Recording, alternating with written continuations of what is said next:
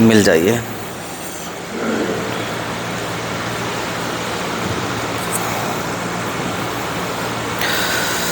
نحمدہ ونصلی علی رسولہ الکریم،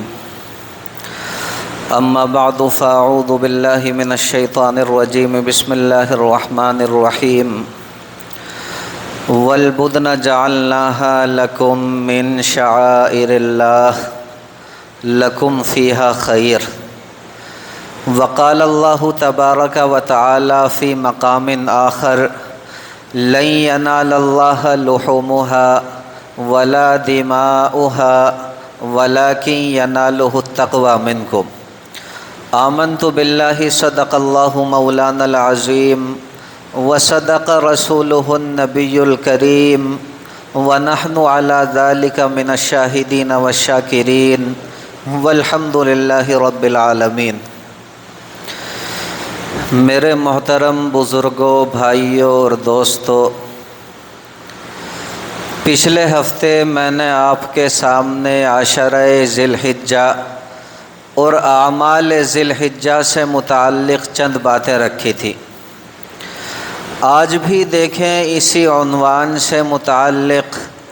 میں اپنے اکابر سے سیکھی گئی مزید باتیں آپ کی خدمت میں رکھوں گا۔ بس آپ اللہ رب العزت سے دعا فرما دیں کہ صحیح صحیح باتیں میری زبان سے کہلوا دے اور ہم سبھی کے لیے ان باتوں کو کارآمد اور نفع بخش بنا دے۔ دیکھیں، پچھلے ہفتے میں نے آپ کے سامنے یہ بات رکھی تھی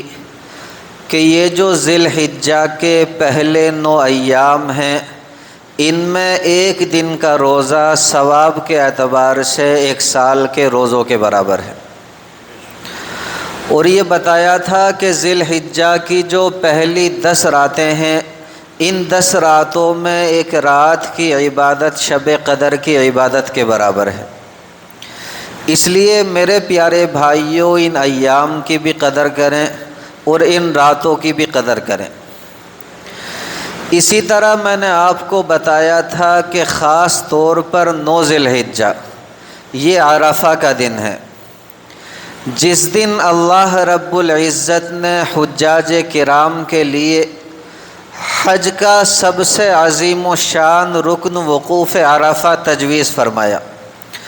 اور ہمارے لیے اس خاص نویں تاریخ کا نفلی روزہ مقرر فرمایا، جس کے بارے میں آقا مدنی کریم صلی اللہ علیہ وسلم ارشاد فرماتے ہیں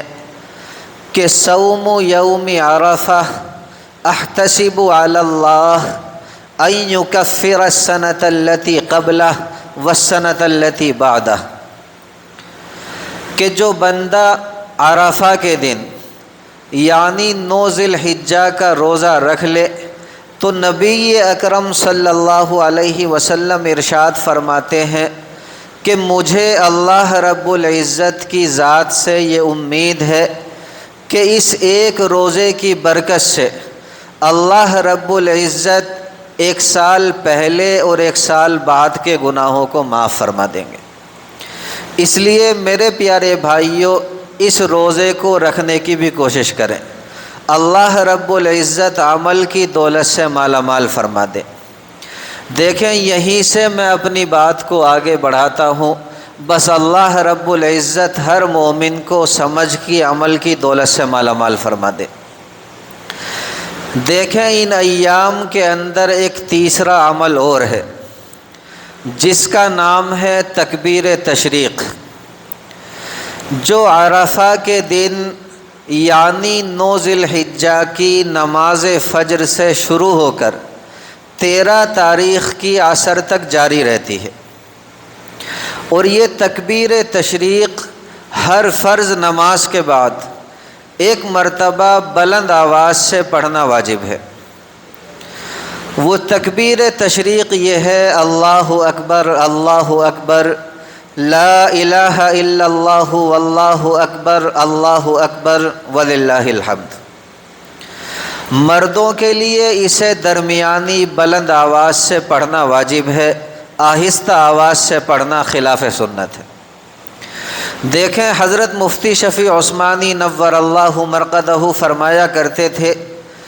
کہ یہ تکبیر تشریق رکھی ہی اس لیے گئی ہے کہ اس سے شوکت اسلام کا مظاہرہ ہو۔ اس کا تقاضا یہ ہے کہ سلام پھیرنے کے بعد مسجد اس تکبیر کی آواز سے گونج اٹھے۔ اس لیے میرے پیارے بھائیوں، اسے بلند آواز سے پڑھنے کا اہتمام کریں۔ اسی طرح جب آپ عید الاضحیٰ یعنی بقرعید کی نماز کے لیے جا رہے ہوں، اس میں بھی سنت یہ ہے کہ بلند آواز سے اس تکبیر کو پڑھتے ہوئے جائیں۔ ہاں البتہ عید الفطر میں آہستہ آواز سے کہنی چاہیے۔ ایک اور مسئلہ دیکھیں، میں آپ کے سامنے واضح کر دوں، یہ جو تکبیر تشریق ہے یہ خواتین کے لیے بھی مشروع ہے، لیکن عام طور سے ہمارے گھروں کی عورتوں کے اندر اس کا رواج بہت کم ہے، اور عام طور سے خواتین اس تکبیر تشریق کو پڑھ نہیں پاتی۔ مرد حضرات چونکہ مسجد کے اندر باجماعت نماز ادا کرتے ہیں، اور جب سلام پھیرا جاتا ہے تو سلام پھیرنے کے بعد ایک دوسرے کا سن کر یاد آ ہی جاتا ہے اور پڑھ ہی لیتے ہیں، لیکن عام طور سے خواتین کے اندر اس کا رواج بہت کم ہے۔ اگرچہ خواتین کے اوپر واجب ہونے کے بارے میں علماء کرام کے دو قول ہیں، بعض علماء واجب کہتے ہیں اور بعض علماء مستحب کہتے ہیں، لیکن دیکھیں احتیاط اسی میں ہے کہ عورتیں بھی اس تکبیر تشریق کو پڑھیں۔ ہاں البتہ اتنی بات ضرور ہے کہ مرد حضرات اسے بلند آواز سے پڑھیں گے اور ہماری خواتین اسے آہستہ آواز سے پڑھیں گی۔ اس لیے میری آپ سبھی سے درخواست ہے کہ اپنے گھروں میں جا کر اپنے گھروں کی عورتوں کو یہ مسئلہ سمجھائیں اور انہیں اس پر عمل کی ترغیب دلائیں۔ اللہ رب العزت عمل کی دولت سے مالا مال فرما دے۔ پھر آپ دیکھیں چوتھا اور سب سے افضل عمل جو ان ایام میں اللہ رب العزت نے مقرر فرمایا، وہ ہے میرے پیارے بھائیو قربانی۔ اور قربانی میں آپ کو بتا چکا کہ صرف ذی الحجہ کے 3 دن یعنی 10ویں، 11ویں اور 12ویں تاریخ کو انجام دی جا سکتی ہے۔ ان ایام کے علاوہ اگر ہمارا کوئی بھائی قربانی کرنا چاہے تو وہ قربانی شمار نہیں ہوگی۔ دیکھیں قربانی یہ عربی زبان کا لفظ ہے، اور عربی کے اندر لفظ قربان سے نکلا ہے، اور لفظ قربان جو ہے وہ لفظ قرب سے نکلا ہے۔ تو ہم قربانی کا ترجمہ یہ کریں گے کہ وہ چیز جس سے اللہ رب العزت کا قرب حاصل کیا جائے۔ آپ دیکھیں قربانی کے پورے عمل کے اندر، قربانی کے پورے عمل کے اندر یہی سکھایا، یہی دکھایا اور بتایا گیا ہے کہ جب اللہ رب العزت کی جانب سے کوئی حکم آ جائے تو ہمیں اس حکم کے اندر نہ تو حکمتیں تلاشنی، ہمیں اس حکم کے اندر نہ تو مصلحتیں تلاشنی، ہمیں اس حکم کے اندر نہ تو عقلی گھوڑے دوڑانے، نہ یہ سوچنا کہ ایسا کیوں ہے، کس لیے ہے۔ ایک مومن کا کام ہی یہ ہے، ایک مومن کی شان ہی یہ ہے کہ جب اللہ رب العزت کی جانب سے کوئی حکم آ جائے تو فوراً اس حکم کے آگے اپنا سر جھکا دے اور اس پر عمل کرنے کے لیے تیار ہو جائے۔ اللہ رب العزت یہ جذبہ ہر مومن کے دل میں پیدا فرما دے۔ دیکھیں سب سے پہلے میں آپ کے سامنے قربانی کے فضائل رکھتا ہوں، اور پھر انشاءاللہ مختصر انداز میں وہ واقعہ بھی رکھوں گا جو قربانی کا پس منظر ہے اور جس کی یادگار کے طور پر یہ قربانی کی جاتی ہے۔ دیکھیں ترمذی شریف کے اندر حدیث ہے، سیدہ عائشہ صدیقہ رضی اللہ تعالی عنہا فرماتی ہیں، آپ فرماتی ہیں کہ نبی اکرم صلی اللہ علیہ وسلم نے ارشاد فرمایا کہ ما عمل ابن آدم من عمل یوم النحر احب الی اللہ من احراق الدم، کہ اللہ رب العزت کو قربانی کے ایام میں انسان کا کوئی بھی عمل خون بہانے یعنی قربانی سے زیادہ پسندیدہ نہیں۔ اور فرمایا وَإِنَّهُ لَيَأْتِي يَوْمَ الْقِيَامَةِ بِقُرُونِهَا وَأَشْعَارِهَا وَأَزْلَافِهَا، اور بلا شبہ قیامت کے دن قربانی کے سینگوں، بالوں اور کھروں کے بدلے میں بھی ثواب ملے گا۔ اور فرمایا وَإِنَّ الدَّمَ لَيَقَعُ مِنَ اللَّهِ بِمَكَانٍ قَبْلَ أَن يَقَعَ بِالْأَرْضِ، اور بلا شبہ قربانی کا خون زمین پر گرنے سے پہلے ہی اللہ رب العزت کے یہاں مقبول ہو جاتا۔ اور فرمایا فطیبوا بہا نفسا، لہٰذا تم لوگ قربانی خوش دلی کے ساتھ کیا کرو۔ اسی طرح دیکھیں ایک اور حدیث مبارکہ کے اندر آتا ہے جس کو ابن ماجہ نے اپنی کتاب کے اندر جگہ دی ہے۔ اس حدیث مبارکہ کے راوی ہیں حضرت زید ابن ارقم رضی اللہ تعالی عنہ۔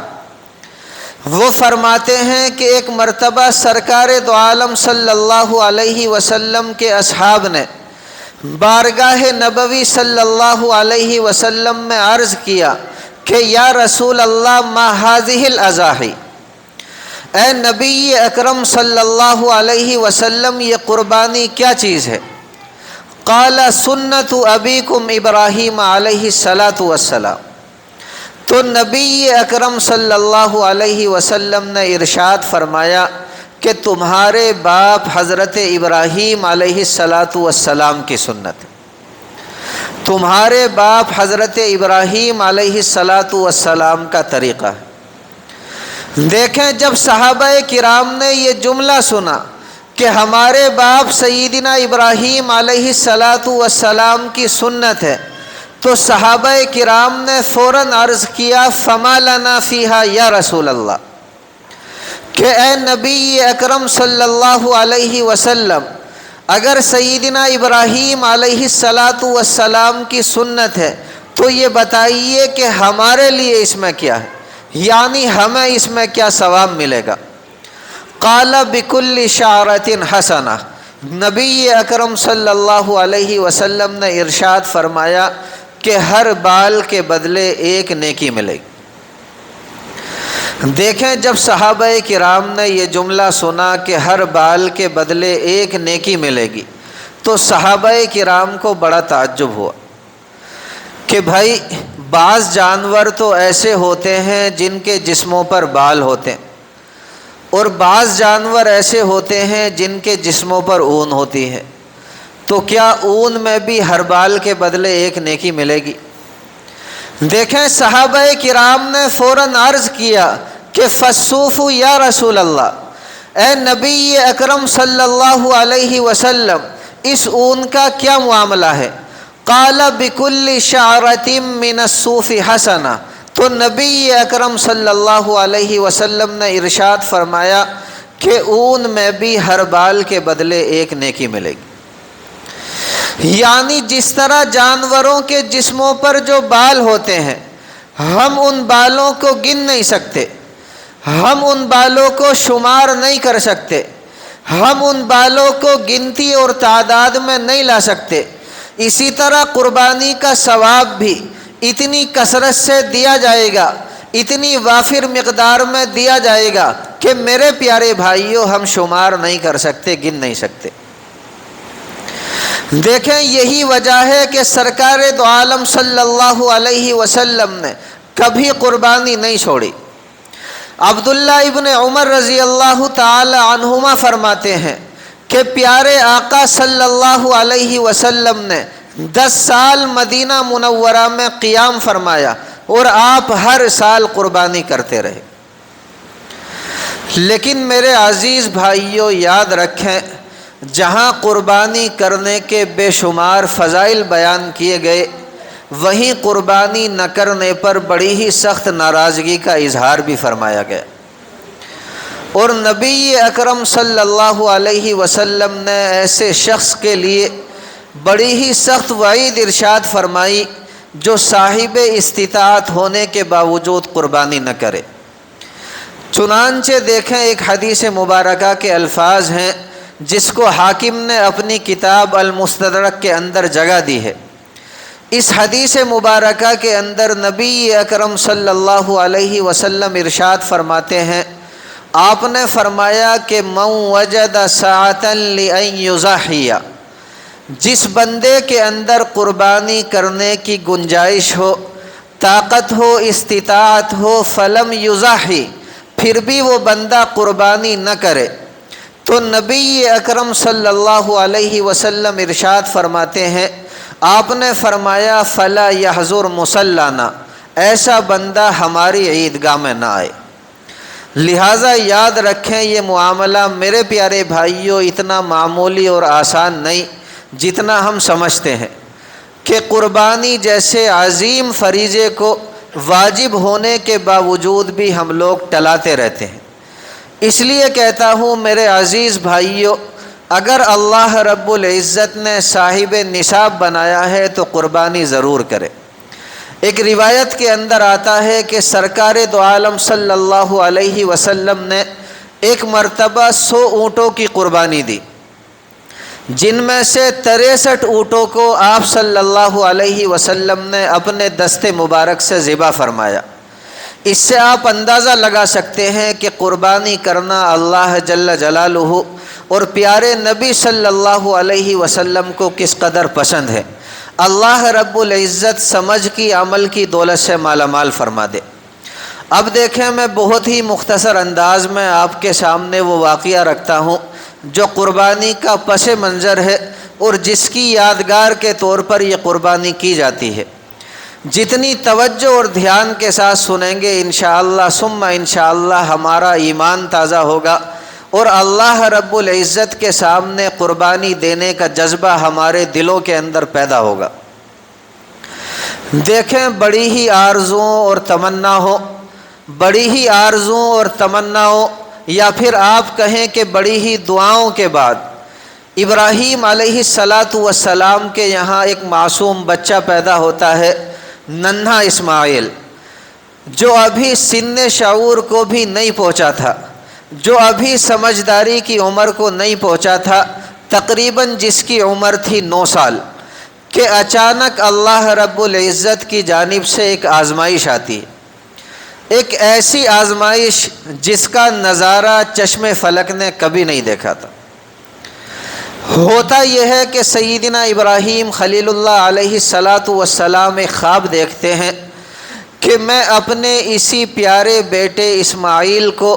اللہ رب العزت کی راہ میں اللہ رب العزت کے نام پر ذبح کر رہا ہوں، قربان کر رہا ہوں۔ آپ اس خواب کو مسلسل 3 روز تک دیکھتے ہیں۔ دیکھیں سب سے پہلے میں آپ کو یہ بات بتا دوں کہ یہ بھی اللہ رب العزت کی جانب سے ایک کھلی آزمائش تھی۔ اگر اللہ رب العزت چاہتے تو سیدھا وحی کے ذریعے حکم نازل فرما دیتے، اگر اللہ رب العزت چاہتے تو ڈائریکٹ ابراہیم علیہ السلام سے فرما دیتے کہ اے ابراہیم، ہم یہ چاہتے ہیں کہ آپ اپنے اسی پیارے بیٹے اسماعیل کو ہمارے نام پر ذبح کر دیں، قربان کر دیں، لیکن نہیں، اللہ رب العزت نے یہ حکم خواب کے ذریعے دیا۔ دیکھیں چونکہ انبیاء کرام علیہم السلام کے خواب بھی وحی الہی ہوا کرتے ہیں، میرے اور آپ کے خوابوں کی طرح نہیں ہوتے، تو امتحان اس طرح تھا کہ دیکھنا یہ ہے کہ ابراہیم علیہ السلام اس خواب کے حکم پر عمل کرتے بھی ہیں یا نہیں کرتے۔ میرے پیارے بھائیوں، سچی اگر میرے جیسا کوئی تعویل کرنے والا ہوتا تو یہ کہہ دیتا کہ بھائی یہ عمل مجھے خواب میں دکھایا گیا ہے، حقیقت تھوڑی ہے، میں تو نہیں کرتا۔ لیکن میرے پیارے بھائیوں وہ بھی سیدنا ابراہیم تھے، انہیں خلیل اللہ کے لقب سے نوازا گیا، انہیں اللہ رب العزت کا دوست کہہ کر کے پکارا گیا، وہ منشأ الہی کو فوراً سمجھ گئے۔ انہوں نے پلٹ کر ایک مرتبہ بھی اللہ رب العزت سے یہ نہیں فرمایا کہ یا اللہ آپ آخر مجھے ایسا حکم دے کیوں رہے ہیں، اس حکم کے اندر کیا حکمت ہے، اس حکم کے اندر کیا مصلحت ہے۔ دنیا کا کوئی قانون، دنیا کا کوئی نظام زندگی اس بات کو تسلیم کرنے کے لیے تیار نہیں ہوگا، اور عقل کی کسی ترازو پر یہ بات کھری نہیں اترتی کہ ایک باپ اپنے بچے کو ذبح کر دے، ایک باپ اپنے بیٹے کے گلے پر چھری چلا دے۔ اس طرح کا ایک جملہ بھی میرے پیارے بھائیوں سیدنا ابراہیم علیہ السلام نے نہیں کہا، بلکہ اس کے بجائے اپنے پیارے بیٹے اسماعیل کو بلایا اور بلا کر کے کہا کہ یا بنی انی ارا فی المنام، اے میرے پیارے بچے میں نے خواب میں دیکھا ہے انی اذبحک، کہ میں تجھے اللہ رب العزت کے نام پر ذبح کر رہا ہوں، فانظر ماذا ترا، بتا تیری کیا رائے ہے۔ دیکھیں یہ رائے سیدنا ابراہیم علیہ السلام نے اس لیے نہیں پوچھی کہ بیٹے نے کہہ دیا ذبح کر دو تو کر دوں گا، اور اگر منع کر دیا تو نہیں کروں گا۔ دیکھیں سیدنا ابراہیم علیہ السلام بھی اپنے بیٹے کا امتحان لینا چاہتے تھے، آپ یہ دیکھنا چاہتے تھے کہ میرا بیٹا کتنے پانی میں ہے، آپ یہ دیکھنا چاہتے تھے کہ میرے بیٹے کا اللہ رب العزت کے حکم کے بارے میں کیا تصور ہے۔ لیکن میرے پیارے بھائیوں وہ بیٹا بھی میرا یا آپ کا بیٹا نہیں تھا، وہ بیٹا بھی سیدنا ابراہیم علیہ السلام کا بیٹا تھا، وہ بیٹا ننھا اسماعیل تھا، وہ بیٹا آنے والا پیغمبر تھا، اور پیغمبر بھی ایسا پیارا کہ جس کی نسل سے سید الاولین سید الآخرین سیدنا مدنی کریم صلی اللہ علیہ وسلم تشریف لانے والے تھے۔ اس معصوم بچے نے بھی پلٹ کر اپنے باپ سے ایک مرتبہ یہ نہیں کہا کہ ابا جان اتنا تو بتا دیجئے کہ میرا قصور کیا ہے، اتنا تو بتا دیجئے کہ میرا جرم کیا ہے، کیوں آخر میرے گلے پر چھری چلائی جا رہی ہے، کیوں آخر مجھے موت کے گھاٹ اتارا جا رہا ہے، کیوں آخر مجھے ذبح کیا جا رہا ہے۔ اس طرح کا ایک جملہ بھی اس معصوم بچے نے نہیں کہا، بلکہ اس کے بجائے دیکھیں کتنی پیاری بات کہی، اس نے کہا کہ یا ابت افعل ما تؤمر، ابا جان آپ کو اللہ رب العزت کی جانب سے جو حکم ملا ہے آپ اسے فوراً پورا کر ڈالیے۔ اور اس کے بعد تو اتنا پیارا جملہ کہا کہ حقیقت میں سیدنا ابراہیم علیہ السلام کی تربیت کا حق ادا کر دیا۔ دیکھیں اس معصوم بچے نے کہا، اس نے کہا کہ ستجدنی انشاء اللہ من الصابرین، کہ رہا ہے ابا جان میرا معاملہ تو آپ گھبرانا مت، آپ یہ مت سوچنا کہ میرا بیٹا شور مچائے گا، آپ یہ مت سوچنا کہ میرا بیٹا چلائے گا، آپ یہ مت سوچنا کہ میرا بیٹا مجھے میرے اس عمل سے روکے گا، بلکہ آپ انشاءاللہ ثم انشاءاللہ مجھے صبر کرنے والا پائیں گے۔ میرے پیارے بھائیوں 9 سال کی عمر ہی کیا ہوتی، دیکھیں اس 9 سالہ بچے کا یہ حوصلہ ہوتا ہے کہ اپنے ذبح پر آمادگی کا اظہار فرما دیتا۔ باپ رائے طلب نہیں کر پاتا کہ بیٹا عمل کے لیے تیار ہو جاتا ہے۔ باپ کی اطاعت گزاری کا یہ جذبہ، آداب فرزندی کا یہ پاس و لحاظ اس کے سینے میں آیا تو کہاں سے آیا؟ ہم اس کے سوا کیا کہہ سکتے ہیں کہ یہ ابراہیم علیہ السلام کی تربیت کا اثر تھا۔ اللہ رب العزت ہر باپ کو ایسی ہی اولاد عطا فرمائے۔ دیکھیں جب سیدنا ابراہیم علیہ السلام بھی پکا اور مضبوط ارادہ رکھنے والے، اور آپ کے بیٹے ننھے اسماعیل بھی پکے ارادوں کے مالک، اور دونوں کے دونوں باپ بیٹے اللہ رب العزت کے حکم کو عمل میں لانے کے لیے تیار ہو گئے، اور باپ نے بیٹے کو لٹا بھی لیا۔ اس وقت بھی دیکھیں اس معصوم بچے نے کتنا پیارا جملہ کہا۔ اس معصوم بچے نے حقیقت میں یہ ثابت کر دیا کہ یہ بچہ عام بچہ نہیں بلکہ آنے والا پیغمبر ہے۔ اس معصوم بچے نے اپنے باپ سے کہا کہ ابا جان آپ مجھے سیدھا نہ لٹائیے بلکہ پیشانی کے بل لٹائیے، اس لیے کہ اگر آپ مجھے سیدھا لٹائیں گے تو میری صورت آپ کے سامنے ہوگی، کہیں ایسا نہ ہو کہ میری صورت دیکھ کر آپ کے دل میں جو ایک باپ کی محبت ہے وہ محبت جوش میں آ جائے، اللہ رب العزت کے حکم پر غالب آ جائے، اور پھر آپ ابا جان چھری نہ چلا سکیں۔ دیکھیں دونوں باپ بیٹوں کی یہ ادائیں اللہ رب العزت کو اتنی اچھی لگی، اتنی پسند آئی کہ فوراً ارشاد فرما دیا قد صدقت الرؤیا، اے ابراہیم آپ نے خواب سچ کر دکھایا۔ یعنی ہمیں اسماعیل کا گلا کٹانا مقصود نہیں تھا بلکہ صرف اور صرف امتحان لینا مقصود تھا، اور امتحان کے اندر تم دونوں کے دونوں باپ بیٹے مکمل کھرے اترے، اور تعمیل حکم کی اس خوشخبری کے ساتھ ہی آسمان سے ایک عمدہ میڈھا نازل کر دیا گیا جو حضرت اسماعیل علیہ السلام کی جگہ پر قربان کیا گیا، جس کو قرآن مقدس نے ان الفاظ میں بیان کیا وَفَدَيْنَاهُ بِذِبْحٍ عَظِيمٍ، کہ ہم نے ابراہیم علیہ السلام کا فدیہ ایک عظیم قربانی بنا دی،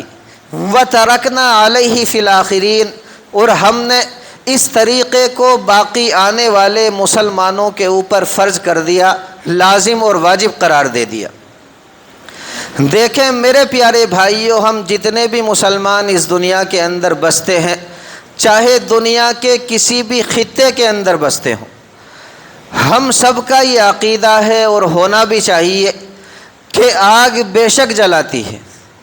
آگ بے شک جلاتی ہے مگر اللہ رب العزت کے حکم کے بغیر جلا نہیں سکتی۔ اسی طرح پانی کے اندر ڈبونے کی طاقت ہے لیکن اللہ رب العزت کے حکم کے بغیر ڈبو نہیں سکتا۔ اسی طرح مرض دوا سے ٹھیک ہو جاتا ہے لیکن اللہ رب العزت کے حکم کے بغیر ٹھیک نہیں ہو سکتا۔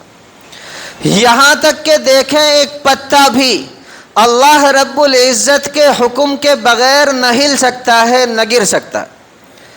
ٹھیک اسی طرح چھری کا کام کاٹنے کا ہے لیکن اللہ رب العزت کے حکم کے بغیر کاٹ نہیں سکتی۔ اسی لیے عبداللہ ابن عباس رضی اللہ تعالی عنہما فرماتے ہیں کہ ابراہیم علیہ السلام نے چھری بھی اٹھائی، گلے پر رکھی بھی، ذبح کا ارادہ بھی فرمایا، لیکن آواز آ گئی قد صدقت الرؤیا، یعنی اللہ رب العزت کی رحمت جوش میں آ گئی، اور چھری کو حکم ہو گیا کہ خبردار اسماعیل کا ایک بال بھی کٹنے نہ پائے۔ تو میرے پیارے بھائیوں، یہی وہ واقعہ ہے جس کی یادگار کے طور پر ہم لوگ یہ قربانی کرتے ہیں۔ اللہ رب العزت کو ابراہیم علیہ السلام کا یہ عمل اتنا پسند آیا کہ قیامت تک آپ کی یاد کو امت میں زندہ رکھنے کا حکم دے دیا، اور آپ کی اس نقل کرنے کو محبوب عبادت قرار دے کر بندوں کے لیے لازم اور ضروری قرار دے دیا۔ اس لیے کہتا ہوں میرے پیارے بھائیوں، اگر صاحب نصاب ہیں، اگر صاحب استطاعت ہیں تو قربانی ضرور کریں۔ اللہ رب العزت ہر مومن کو اس فریضے کی سعادت سے نوازے اور ہر مومن کی قربانی کو اپنی بارگاہ میں قبول فرمائے۔